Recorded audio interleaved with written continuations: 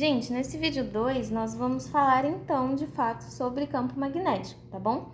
Vou começar então falando sobre esse experimento de Oersted, certo? O que ele fez? Ele simplesmente, eu vou até mostrar aqui a figura que tá no livro, que ela é bem... Opa, acertei coisa de novo. Que ela é bem didática até. O que consistiu o experimento dele? Ele simplesmente colocou uma bússola perto de um fio passando corrente elétrica e aí a bússola ela estava então paralela aqui, né, ao sul e norte geográfico. Ele colocou o fio paralelo então a esse daqui. Quando ele ligou a chave, ou seja, né, ele ligou esse circuito elétrico, o que aconteceu? A corrente elétrica passando aqui fez com que essa bússola virasse. Por que ela virou? E aí aqui nós podemos, inclusive, fazer aquela relação com o vídeo, né, que eu mandei para vocês sobre o experimento. Imagina, então, que a gente tenha o fio aqui, passando energia elétrica, certo? Vou colocar ele aqui assim pra gente entender melhor. E aí tem uma bússola, né, aqui na lateral. Deixa eu tirar o caderno daqui, para ver se vocês conseguem entender melhor. Como que a agulha da bússola, ela vai ficar? Né? Ela vai sempre passar assim, ó. Então, imaginem que aqui nós formamos linhas, né, de indução magnética ao redor aqui. E o que elas são? Elas são, olhando assim de cima, né, elas seriam, então, círculos em volta, em torno, né, do fio, e com o centro sendo o próprio fio. Então, o que ele notou, né? O fio tá aqui e a bússola tá aqui.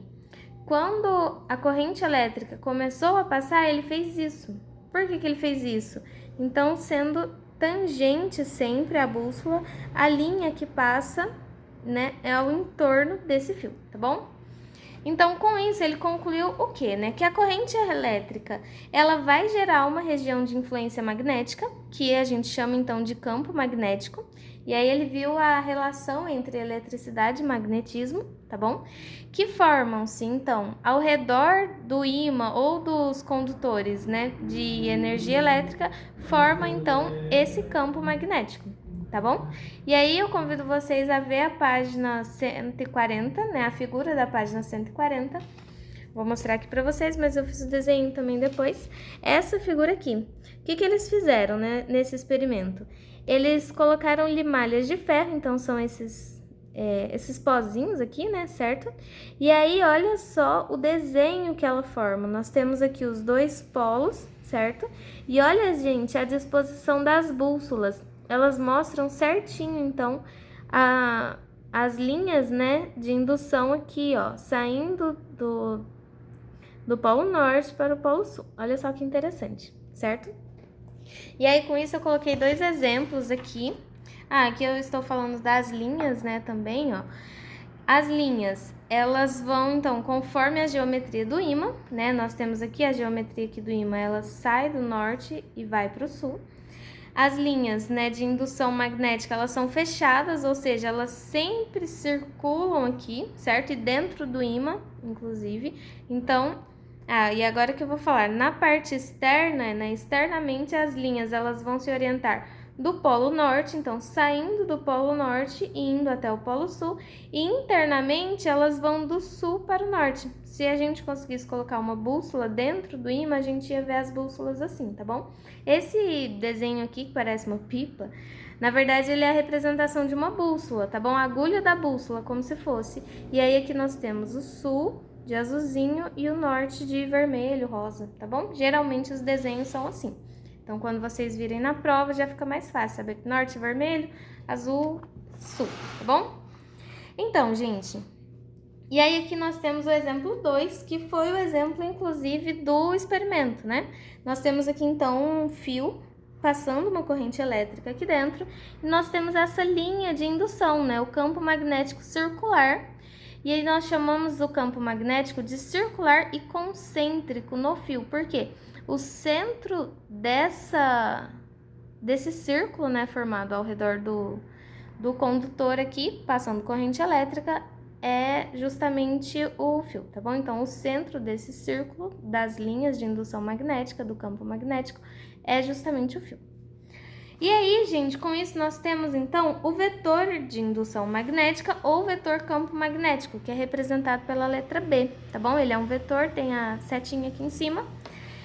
Então, o que acontece? Em cada ponto do campo, né, nós vamos ter então esse vetor com a mesma direção e sentido, né? E essa direção, para nós representarmos, né, em linhas curvas, né, nós temos então que a representação será sempre tangente às linhas, né?